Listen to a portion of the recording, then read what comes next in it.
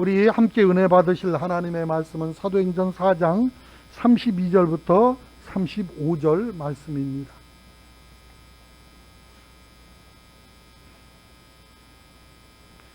사도행전 4장 32절부터 35절 말씀 한 목소리로 같이 읽겠습니다.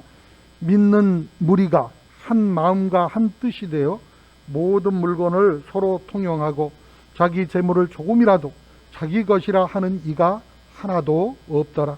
사도들이 큰 권능으로 주 예수의 부활을 증언하니 무리가 큰 은혜를 받아 그 중에 가난한 사람이 없으니 이는 밭과 집이 있는 자는 다 팔아 그 판 것의 값을 가져다가 사도들의 발 앞에 두매 그들이 각 사람의 필요를 따라 나누어 줌이라. 아멘.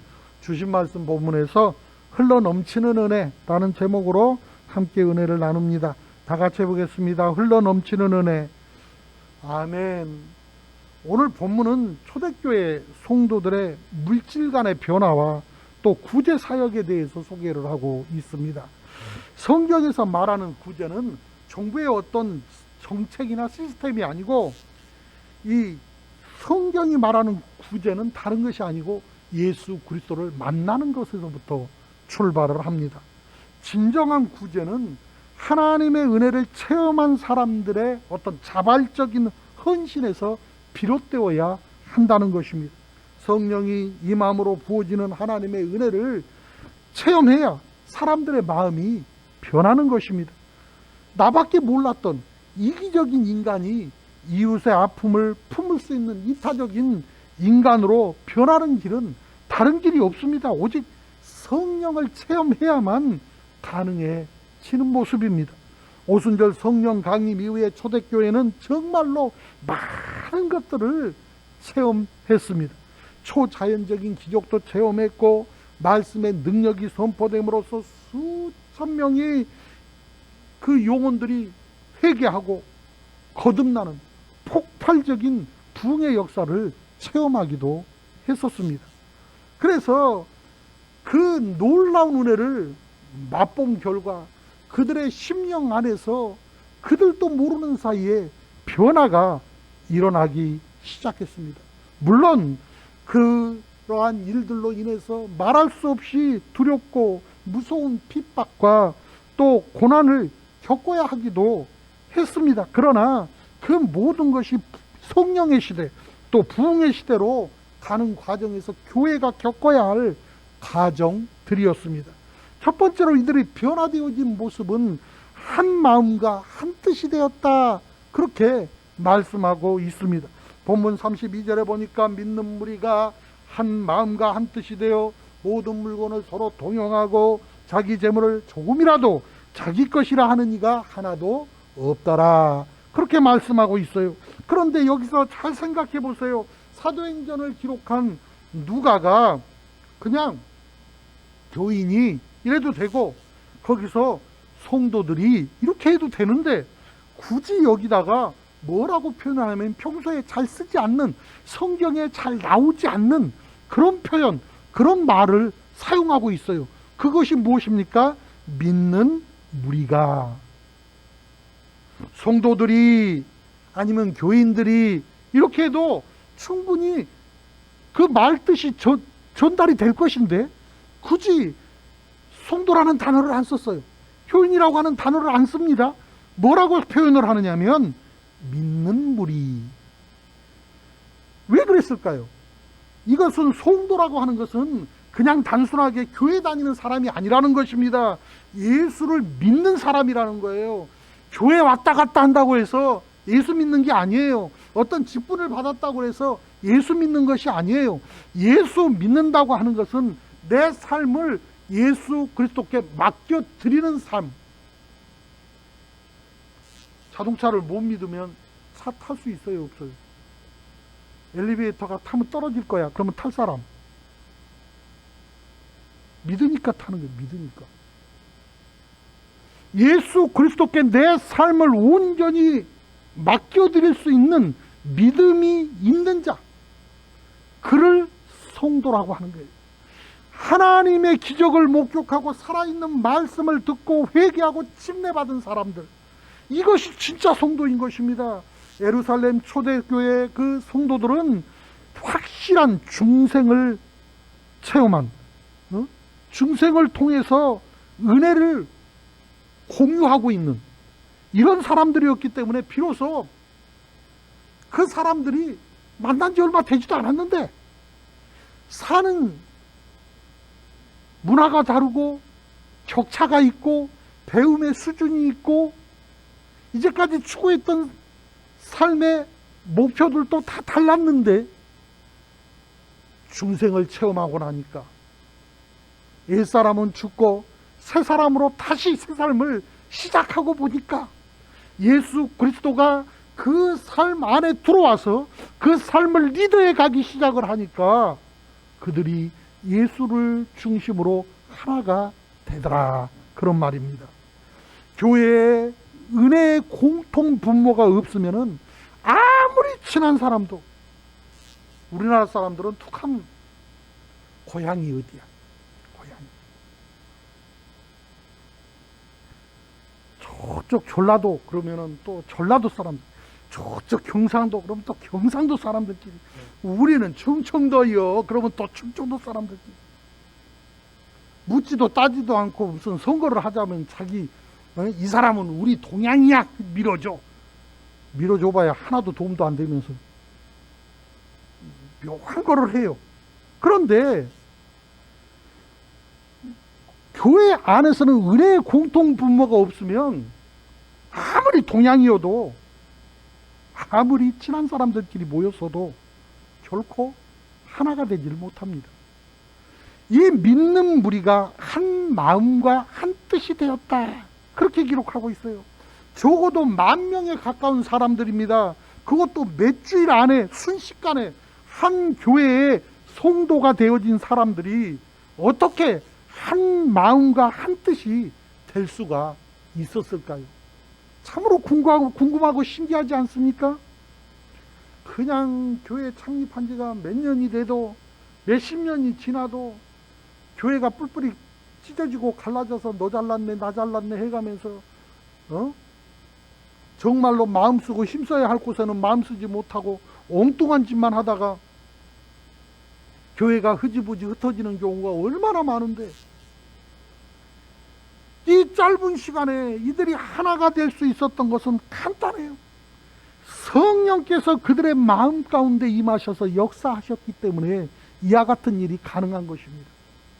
지상의 교회의 시작인 오순절 성령 강림 때 임하신 그 성령의 역사가 그 어느 때보다 강렬하게 그들의 심령을 지배하고 있었고, 성령께서 그들의 마음을 묶어내시기 때문에 이와 같이 놀라운 역사가 일어날 수가 있었다는 것입니다. 교회가 하나 되어지는 것은 성격 좋은 사람들이 서로 예의 바르게 격식 갖춰서 잘 대한다고 해서 되는 것이 아니에요. 뭐 대화를 많이 해서 서로를 잘 알고 회의를 엄청나게 해가지고선 무엇이든지 어느 한쪽에 치우침이 없이 일사불란하게 어떤 일을 처리한다고 해서 되어지는 것도 아니에요. 모두가 함께 성령으로 충만할 때 비로소 진정한 하나가 되는 것입니다. 성령께서 이기심 덩어리인 인간들을 하나로 붙잡고 계시기 때문에 가능한 일인 것입니다. 성령으로 충만하면 공동체 식구들의 어떤 감정과 생각들이 비슷해집니다. 그래서 한 목표를 가지고 한 뜻을 가지고 나아가는 것이 얼마나 중요한 건지 모릅니다. 대간절 기도를 왜 해요? 우리 유재필 목사님께서 간혹 그렇게 물어볼 때가 있어요. 기도를 왜 하느냐고 말이죠. 여러분 기도를 왜 합니까? 나 혼자밖에 없나 봐. 저는 기도하는 이유가 내가 못하니까 기도해. 왜 기도한다고요? 내가 못하니까. 나 혼자 다 척척 할 수 있을 것 같으면 뭐하러 기도해? 그냥 하면 되지. 내 힘으로는 안 되니까, 내 능력으로는 안 되니까, 내가 알고 있는 것으로는, 내가 갖고 있는 것으로는 안 되니까 하나님 나의 연약함을, 하나님 나의 부족함을, 하나님 나의 못남을 채워 주옵소서, 가르쳐 주옵소서, 인도하여 주옵소서, 역사하여 주옵소서, 책임져 주옵소서. 그래서 기도하는 거예요. 성령으로 충만하게 하면은 감정, 생각 이런 것들이 서로가 비슷비슷해져요. 그러니 한 마음을 갖게 되고 한 목표를 향하여 힘쓰고 애쓰게 되고, 누가 뭐라 하지 않아도, 누가 이래라 저래라 하지 않아도 이 일을 이루는데 무엇이 필요한 줄을 알기 때문에 차원하는 마음으로 저희는 저 일을 안 해, 그러면 나는 이 일을 해야지, 그러면서 서로 함께 마음과 뜻을 합하여 일을 하니까 교회가 세워지고 부흥하고 선한 영향력을 끼치고 하나님의 나라를 선포하고 살아계신 하나님을 높이며 온 땅에 영광을 올려 드릴 수가 있게 되는 것입니다. 다시 말해서 엄밀하게 말하자면 모두가 예수님의 마음과 생각, 그 마음과 생각을 자꾸 닮아가게 돼. 그래서 예수님 닮은 사람들이 모이니까 다툼도 없고, 예수님 닮은 사람들이 모이니까 서로가 서로를 위해주고 섬겨주고 사랑하고 희생하고 기꺼이 섬겨주는, 말 그대로 하나님의 나라가 임하는 것입니다. 그래서 성령의 감동으로 한 마음과 한 뜻이 된 교회는 뭐를 결정할 때 서로 눈빛만 봐도 알아. 유행가 말하는 거 아니야.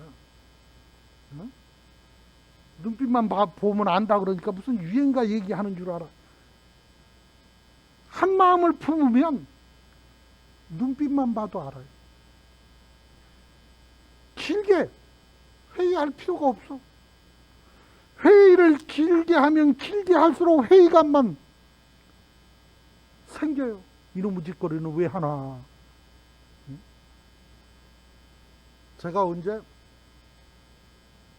이 목사님들 한 달에 한 번씩 올레라는 걸 하거든요. 그 올레를 갔는데 예배는 30분 드리고 회의는 3시간 해. 3시간. 하나만 한 소리 또 하고 또 하고.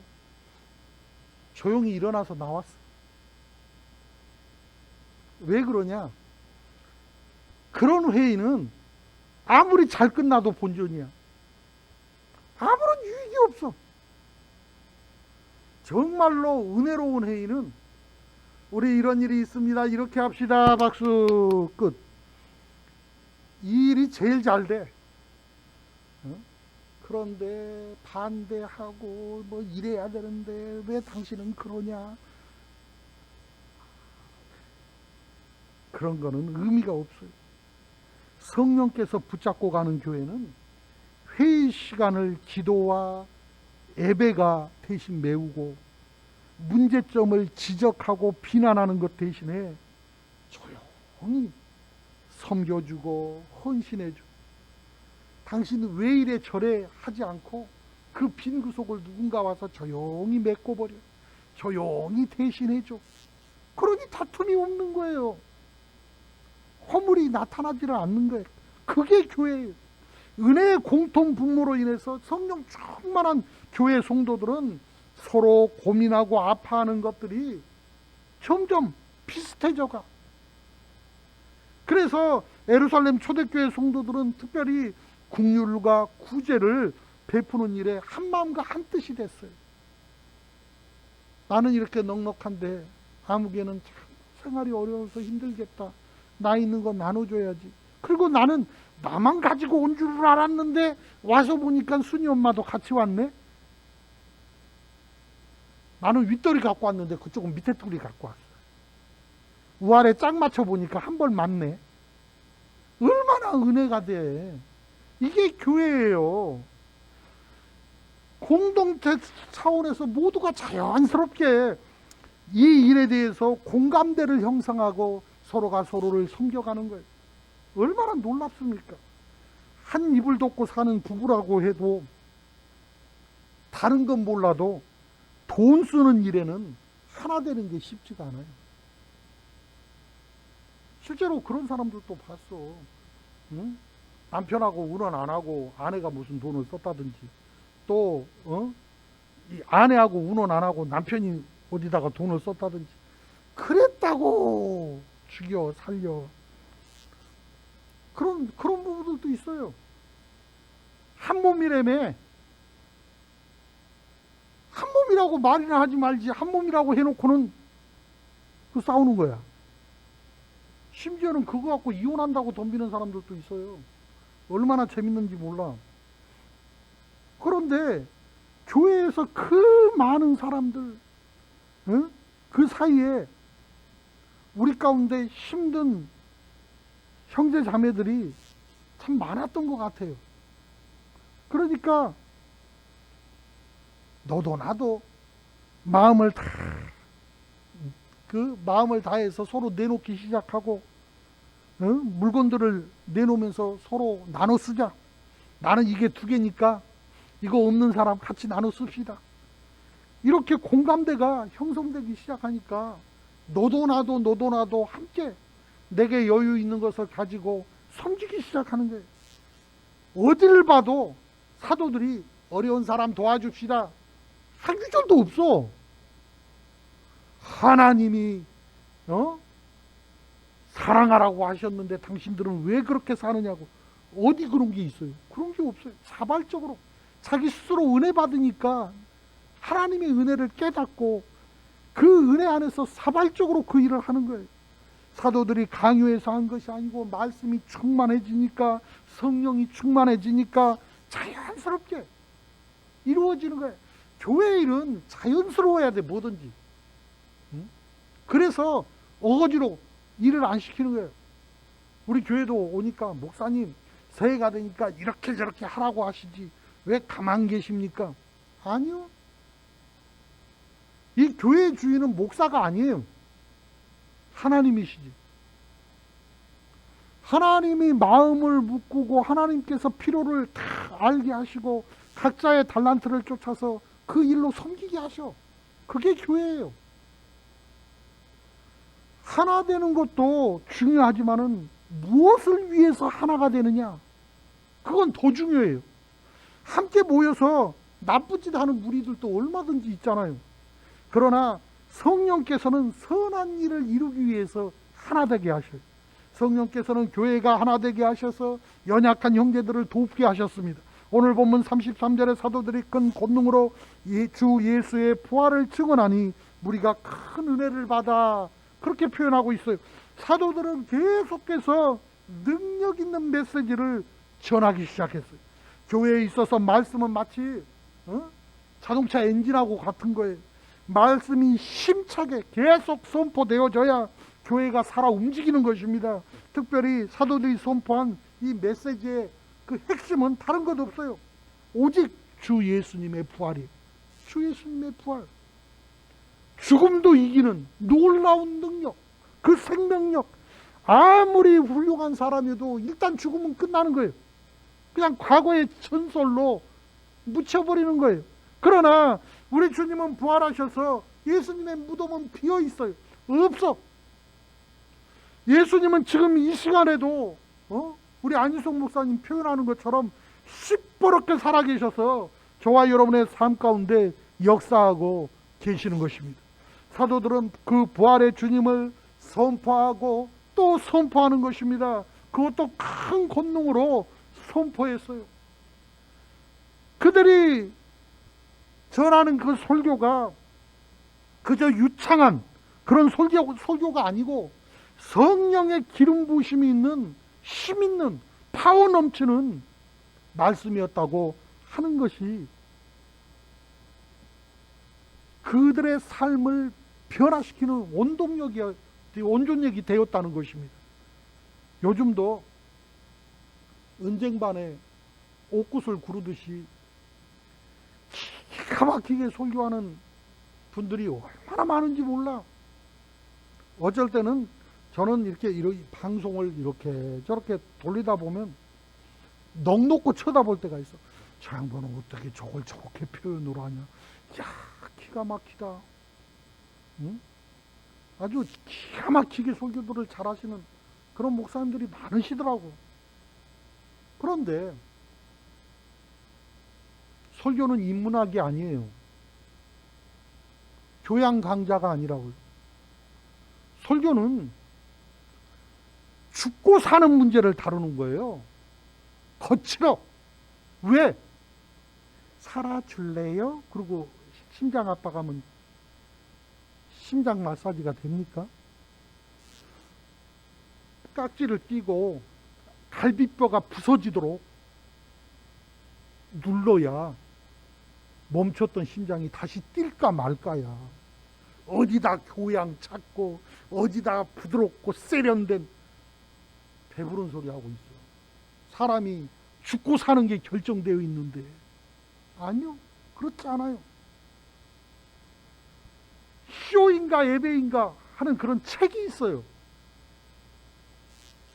예배는 보는 게 아니에요. 드려지는 거예요. 내가 드려지는 거. 예배는 피비린내가 나야 돼. 예배는 죽음을 존재로 해요. 왜? 우리가 산 재물이 되어야 하니까. 죽고 사는 문제 앞에서 뭘 그렇게 교양머리 따져가지고 예배를 드립니까? 죽었다 다시 사신 예수 그리스도, 죽음을 이기신 예수 그리스도, 우리가 잃어버렸던 영원한 나라 그 천국, 그 영원한 생명을 다시 내 삶 안에 부여해주는 그 놀라운 그 능력의 메시지가 선포되어지는데 어찌 그 말씀을 듣고 사람이 변하지 않을 수가 있겠어요? 그 설교를 듣는 무리들이 큰 은혜를 받았습니다. 말씀은 그래서 은혜의 통로예요. 사도들이 큰 권능으로 말씀을 전하니까 듣는 성도들 위해 큰 은혜가 임하였던 것입니다. 말씀이 강하게 선포되는 곳에 하나님의 은혜가 충만하게 임하는 것입니다. 말씀이 살아있으면은 구제를 강요하지 않아도 구제가 풍성하게 일어나는 것입니다. 왜 가난한 사람들을 돕지 않습니까? 그것은 가진 자의 이기심이고, 가져놓고 다른 사람들을 말이지 도와주지도 않으면서 사랑한다고, 주의 사랑을 실천한다고, 그러면 그건 위선입니다. 이런 식으로 몰아붙여가지고 사람들에게 죄책감을 불어넣고 막 야단을 치고 윽박질러 가지고선 마치 쥐어 짜듯이,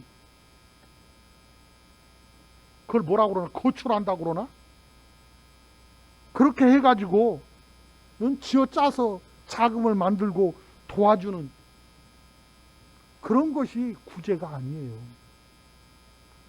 성경은 그런 구제를 말하고 있는 게 아니에요.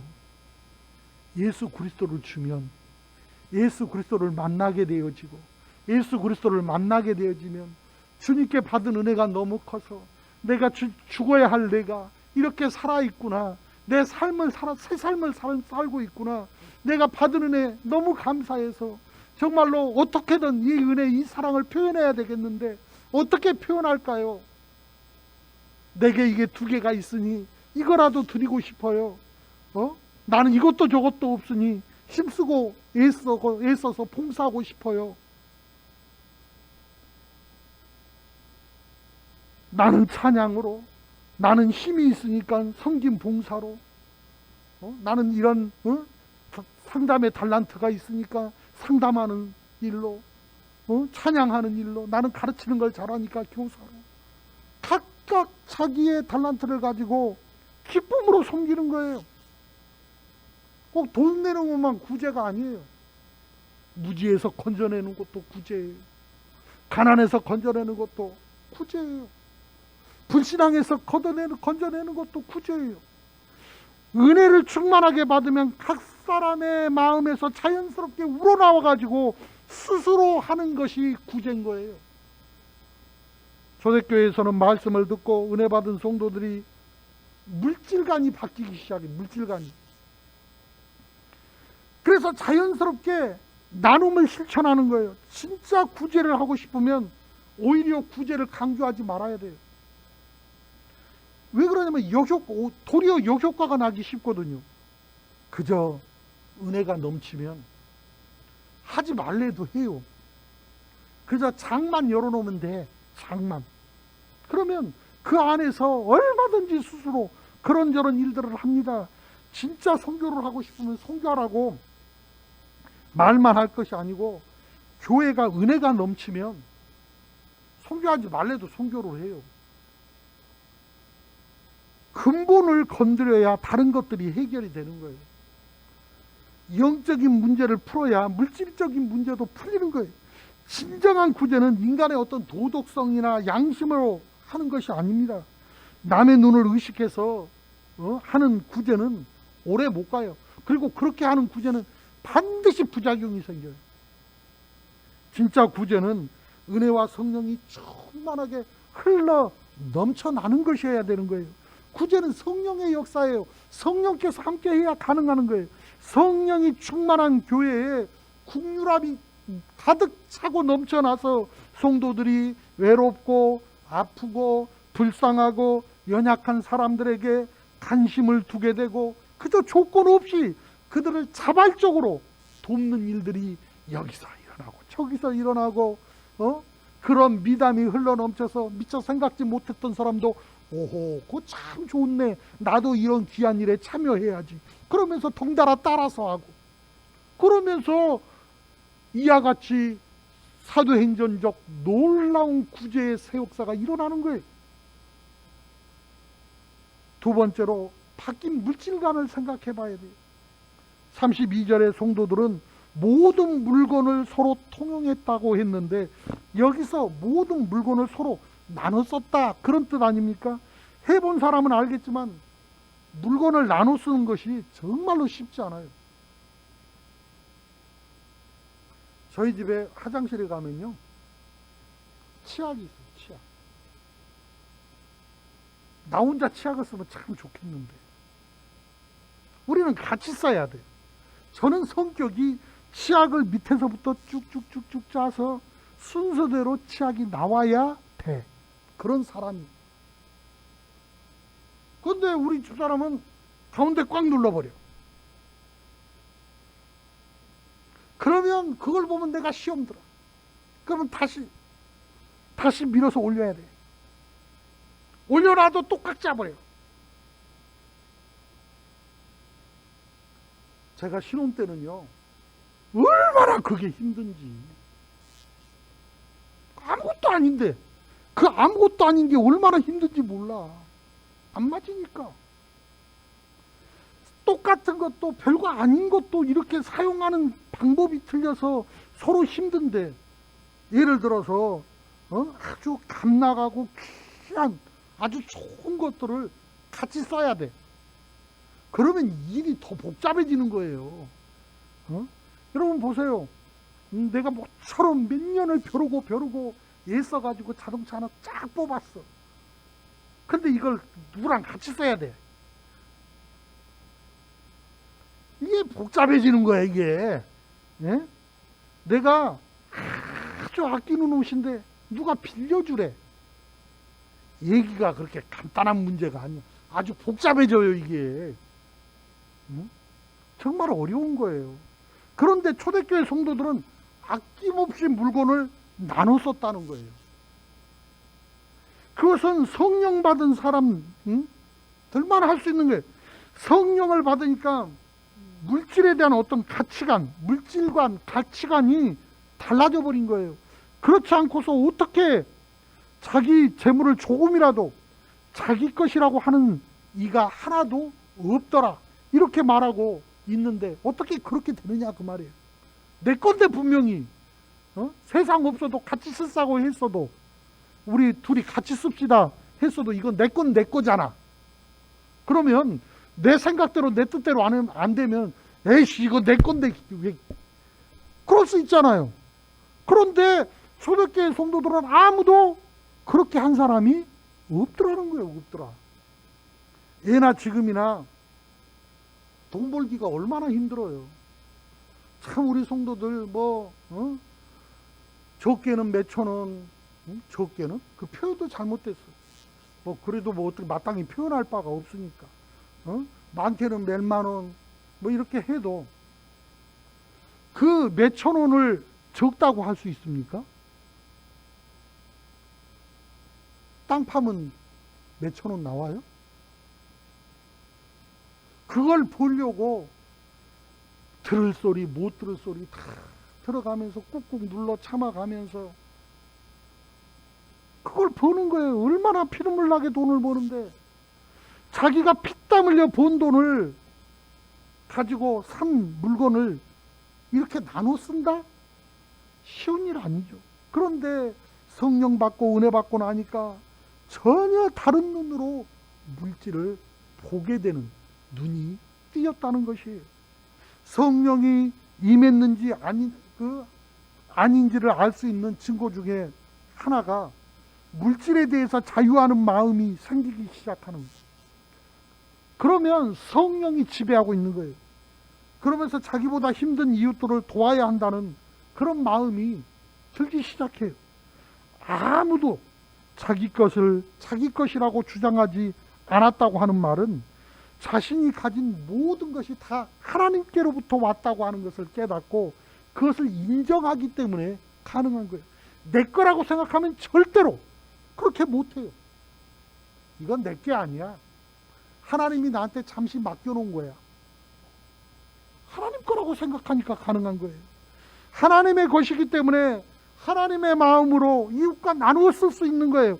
자기 것을 가지고 가난한 이웃에게 준다고 생각하면 아까워서 절대로 못 줘요.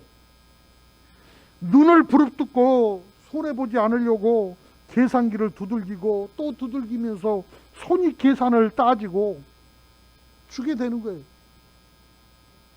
또 주면서도 괜히 어깨에 힘이 들어가. 지 것도 아닌데도 은근히 우월감을 느끼게 되고, 그러면서 내가 좋느니 어쨌느니 그러면서 받은 사람 시험 들게 만들고 그러는 거예요. 그러나 내 것이 아니라고 생각하고 하나님의 것을 나눈다고 생각하면 상황이 완전히 달라져 버리는 거예요. 나누면서도 마음의 기쁨이 넘쳐나는 거예요. 왜? 하나님이 나를 통해서 누군가에게 이걸 주기 위해서 나에게 먼저 줬잖아요. 어려서요, 선생님이 나를 불러. 대단할 것도 없어. 우리 어려서 분필 박스, 분필에 이 조그마한 박스에 분필이 들어있잖아요. 그거를 가지고 오라고, 그래서 교무실에 가서 그걸 가지고 오라는 거예요. 내 것도 아니야. 학교에 있는 것이고 선생님이 가져오라고 해서 교무실에 가서 갖고 온 것밖에 없어. 그런데 교무실에 가서 분필을 받아가지고 교실 문을 쫙 여니까 여기에 뽕이 한 10개는 들어가 있어. 내가 선생님 심부름으로 분필 갖고 왔다 이거야. 내 것도 아닌데. 쓰임받은 기쁨. 괜히 어깨가 으쓱해지고 기분이 얼마나 좋은지 몰라. 쓰임받는 기쁨. 하나님이 나를 통해서 어떤 일을 해나가시고 내가 거기에 쓰임받았다고 하는 것, 얼마나 자부심이 넘쳐나고 기쁨이 충만해지겠습니까? 내 것이 아니고 하나님 것을 나눈다 생각해 보십시오. 성경은 부자 성도들이 가난한 성도들을 도왔다 그렇게 말하고 있지 않아요. 모두가 가난하다. 부자든 있든 없든 배웠든 못 배웠든 잘생겼든가 못생겼든가 나이가 많든가 적든가 아무 상관없이 모두가 형편대로 가진 것을 나누었다 그렇게 전하고 있잖아요. 바로 이 사실이 정말로 감동적인 거예요. 예? 가만 보면 부자면은 다 잘 나눌 수 있을 것 같잖아요. 넉넉하니까. 그런데 부자들이 더 못 나눠요. 예? 오늘 또 어떤 집사님이 오셔서 얘기를 하는데, 교회가 성장을 해서 교회 건축을 하자고 했대나? 그래서 교회 건축을 하자고 하니까 집이라도 있고 돈이라도 있는 사람들은 건축한다니까 다 나가버리고 사글째 살고 뭐 새 살고 지질이 없어서 가난한 사람들만 남아가지고 그 성전을 다 지었대요. 있는 사람들은 다 도망가 버리고 그 얘기를 한참을 하더라고. 그래서 내가 그 얘기를 들으면서 그렇지, 있는 사람이 뭐를 할 것 같아도 그렇지 않아. 하나님을 사랑하는 사람이 어떤 일을 해도 하는 거지. 있고 없고 상관없어요. 오히려 어려운 형편에 있는 사람들이 나누는 일은 더 잘해요. 왜? 내가 없어 보니까, 내가 배 아파 봤으니까, 내가 배고파 보고 내가 힘들어 봤으니까 누구보다도 그 사람 형편을 알거든. 그 마음을 알거든. 그러니까 나누는 거예요. 글쎄 몇 년 전에 인천 지역에서 중국집에서 짜장면 배달하던 아저씨가 교통사고가 나서 돌아가셨어요. 그런데 그분 장례 준비하고 이런 거 저런 거를 정리를 하다 보니까 그 어려운 가운데 배달을 하면서 살면서도 가난한 아이들을 후원하고 있었다는 사실이 공개가 되면서 사회에 참 훈훈한 감동을 줬습니다마는, 단순히 사회에 훈훈한 감동이 아니라 많은 사람들의 마음에 찔림이 있어야 돼요. 찔림. 교회는 한 가족이에요. 여러분, 우리가 자녀를 키우다 보면 똑같은 뱃속에서 나온 똑같은 새끼라도 어떤 놈은 공부를 잘하고 어떤 놈은 공부 못해. 어떤 놈은 운동을 잘하고 어떤 놈은 또 운동을 또 못해. 어떤 놈은 심부름도 잘하고 말도 잘 듣는데 어떤 놈은 오른쪽으로 가라면 왼쪽으로 가고 왼쪽으로 가라면 오른쪽으로 가고 지질이 속 썩이는 놈이 꼭 있어. 어느 집이나 그런 사람들 꼭 하나씩 있잖아요. 그러면 말 잘 듣는 놈은 내 새끼고 말 안 듣는 놈은 내 새끼 아닌가? 공부를 잘해도 내 자식이고 못해도 내 자식이고 말을 잘 들어도 내 자식이고 안 들어도 내 자식이고 운동을 잘해도 내 자식이고 운동을 못해도 내 자식이고. 교회도 똑같아요. 사람 모이는 곳이기 때문에 경제적인 수준도 다를 수 있고 교육적인 수준도 다를 수 있고 조금씩 차이가 나죠. 그러나 정말로 성령 충만한 교회 공동체는 병들고 가난하고 외로운 사람들 또 위축되지 않고 사랑받고 귀히 여김을 받는다고 느낄 수 있어야 교회인 것입니다. 또 세상에서 유명한 사람, 잘 사는 사람도 교회에 들어오면 자기도 모르게 겸손해지고 고개가 숙여지고, 밖에 나가서는 사장님이고 회장님이어도 교회만 들어오면 소탈해져서 기꺼이 안내봉 들고 교통봉사 할 수 있어야 되고 쓰레기 봉지 들고 휴지 집을 수 있어야, 그래야 성도입니다. 그래야 교회고. 그저 나는 주님의 은혜로 구원받은 죄인이로구나, 함께 구원받은 형제자매들이 너무너무 소중하다는 마음으로 그들을 섬기는 기쁨을 알아야, 그래야 성도입니다. 요한일서 3장 18절에 자녀들아 우리가 말과 혀로만 사랑하지 말고 행함과 진실함으로 하자, 이렇게 말씀했어요. 살다 보면 누구나 경제적으로 잘 살 때도 있고 못 살 때도 있고 힘들 때가 누구나 있어요. 그러나 이렇든 저렇든 우리는 주 안에서 한 몸이고 한 가족입니다. 잠깐 형제들의 도움을 받을 수도 있고 또 형편 나아지면 형제들을 도와줄 수도 있어요. 그러니까 힘들다고 열등감을 가질 필요도 없고, 좀 잘 나간다고 해서 교만할 필요는 더더군다나 없고, 하나님께서 주 안에서 하나 되게 하신 믿음의 형제 자매들로 그때 서로의 필요를 채워가면서 살아가는 한 몸이고 한 식구들인 것입니다. 마지막으로 필요를 따라 나눠야 돼요. 이 34절부터 35절에 그 중에 가난한 사람이 없으니 이는 밭과 집이 있는 자는 팔아 그 판 것의 값을 가져다가 사도들의 발 앞에 두매 그들이 각 사람의 필요를 따라 나눠줌이라, 이렇게 말하고 있어요. 은혜의 결과로 두 단계의 나눔이 일어난 것을 알 수가 있어요.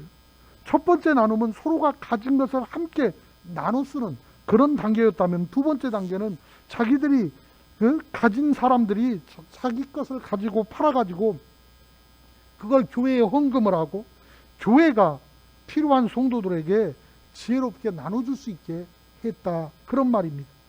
여기서 우리는 교회의 나눔이 세상의 나눔과 근본적으로 다른 차이점이 있다고 하는 사실을 발견하게 되어집니다.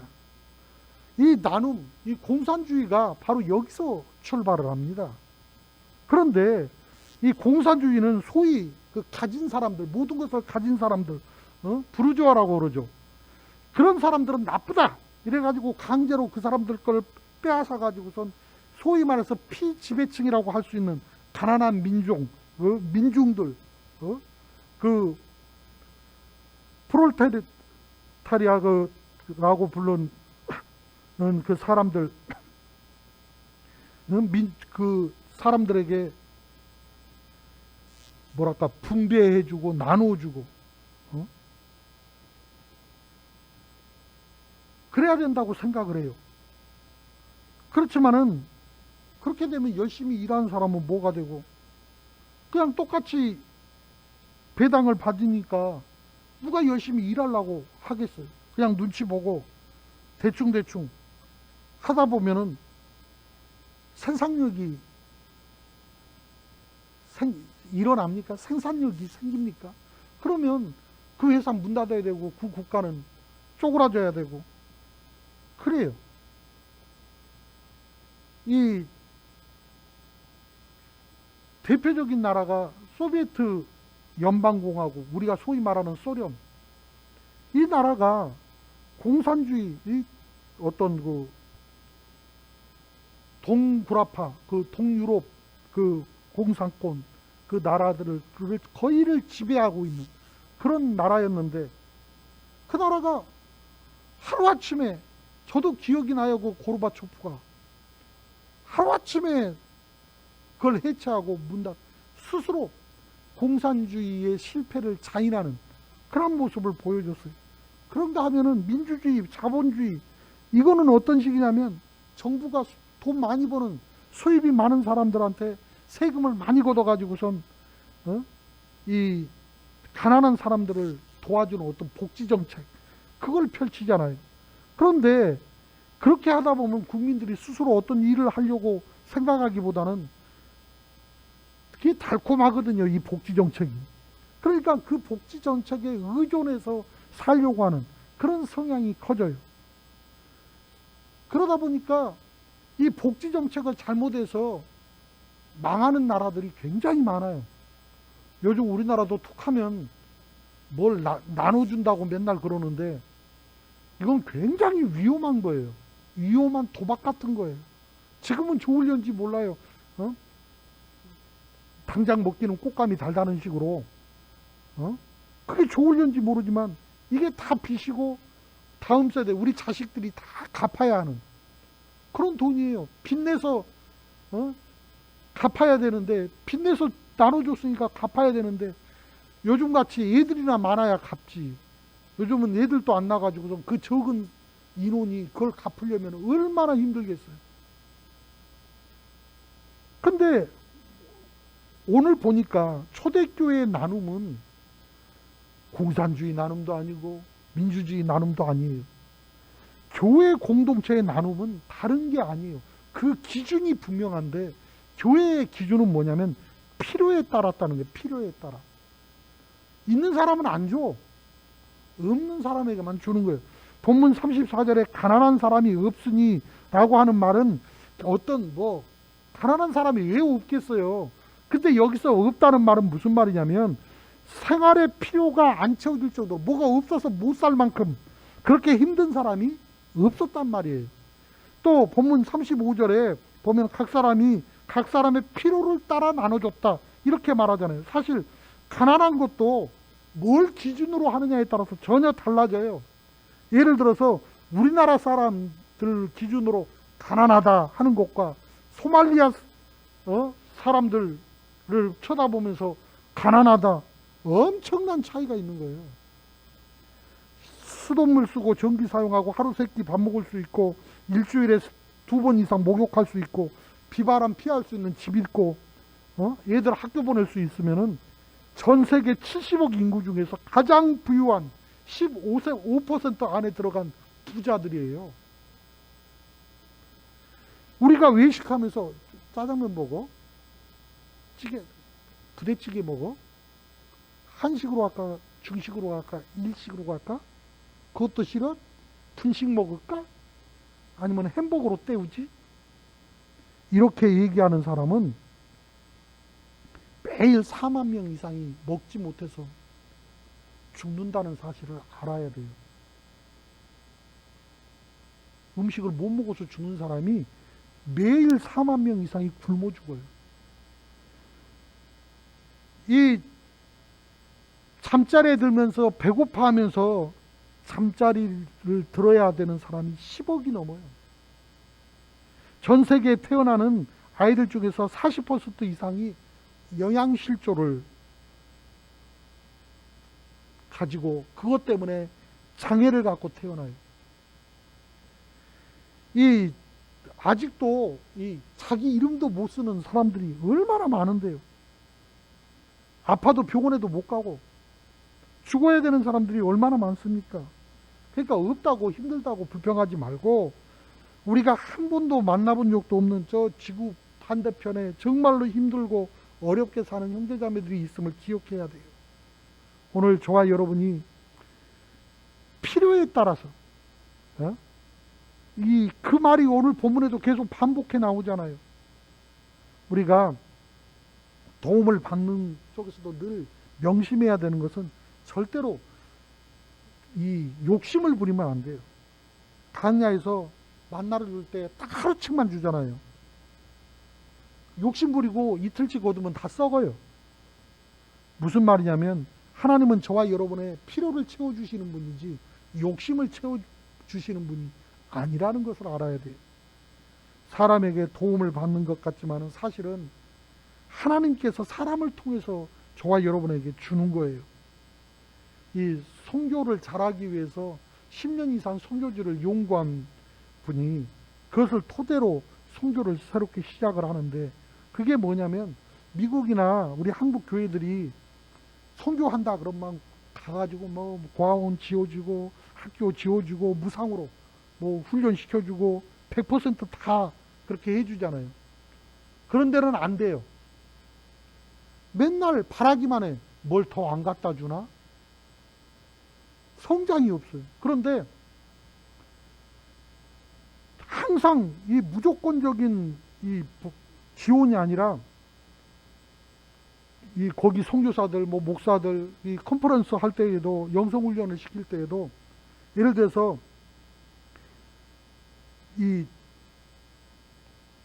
그걸 참여를 하려면 단돈 10불이라도 참가비를 자기가 내게 하는 거야. 뭐 하나 사줄 때에도 예를 들어서 80불짜리면 우리가 40불 줄 테니까 40불은 자체적으로 만들어. 이런 식으로 해갖고 지원을 해주면 이런 교회들은요, 자기들이 어떻게 준비하고 또 지원받아서 그 일을 하는 것을 알기 때문에 도움을 받으면서도 도움 주는 손길에 대한 감사를 알고 반드시 그런 교회는 부흥하고 오히려 도와주는 교회로 성장을 해요. 그런데 100% 도움만 받는 그런 교회들은 그냥 그렇게 주저앉아서 아무것도 못하는 무기력한 그런 교회가 되고 말더라는 거예요. 오늘 도움을 받을 때 받아야죠. 그러나 고마움을 아는 사람이 되어야 하고 나도 돕는 자가 되어야 되겠다 하는 마음에 그 소원이 일어나야 돼요. 나도 누군가의 도움을 받는 것이 아니라 나도 주는 자가 되어야 되겠다. 나도 섬기는 자가 되어야 되겠다. 그런 마음으로 오늘 또 힘써서 하나님 나를 통해서 흘러넘치게 하여 주옵소서 구할 수 있는 우리 모두가 되어줄 수 있기를 원합니다. 은혜를 당연시하기 시작하면 영성이 병들게 되어지고 병든 영성을 가진 사람하고 하나님은 일하시지 않습니다. 오늘 또 감사를 회복하고 하나님 안에서 붙들려 쓰임받는 우리 모두가 되기를 원합니다. 기도드립니다.